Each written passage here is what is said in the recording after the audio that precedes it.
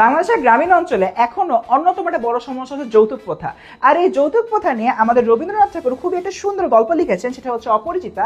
আর আজকের এই একটা ভিডিওতে তোমরা অপরিচিতা গল্পের মূল ভাব এবং এখান থেকে সৃজনশীল কিভাবে আসে সেটা খুব শর্ট সময় জেনে যাবা। তাহলে চলো দেরি না করে শুরু করি।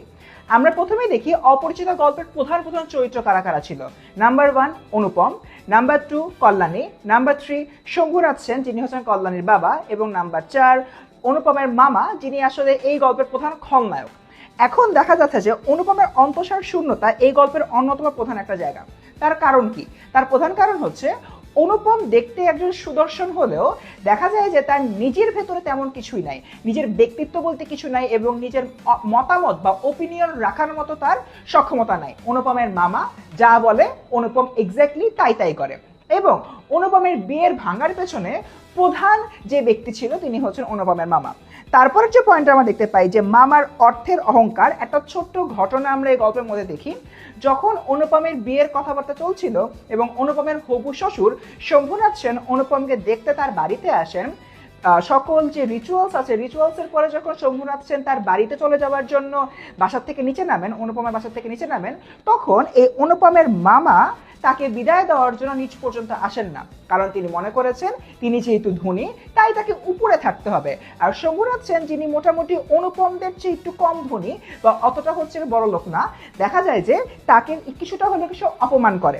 এক কথায় মামার ভিতরে অর্থের অহংকারটা বিদ্যমান ছিল। মামার ভিতরে আরো একটা বৈশিষ্ট্য বিদ্যমান ছিল, সেটা হচ্ছে তিনি কখনো ঠকতে চান না।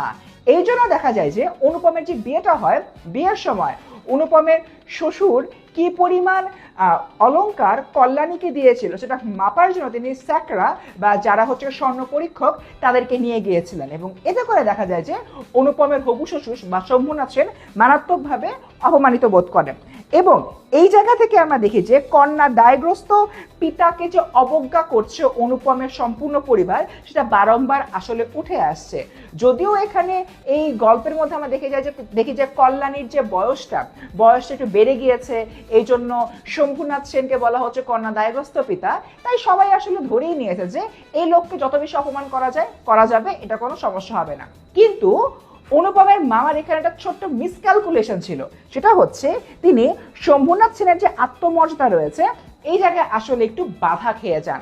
তার কারণ শম্ভুনাথ সেন খুবই আত্মমর্যাদাবান একজন ব্যক্তি ছিলেন, এবং তিনি কখনোই তার মর্যাদাকে বিসর্জন দিয়ে তার কন্যাকে এমন কোনো পরিবারে বিয়ে দিবেন না যেখানে যাওয়ার পরে তার কন্যারও কোনো প্রকার সম্মান থাকবে না। তাই দেখা যায় যে শম্ভুনাথ সেন খুব সুন্দরভাবে সম্পূর্ণ যে বিয়েটা রয়েছে, বিয়েটা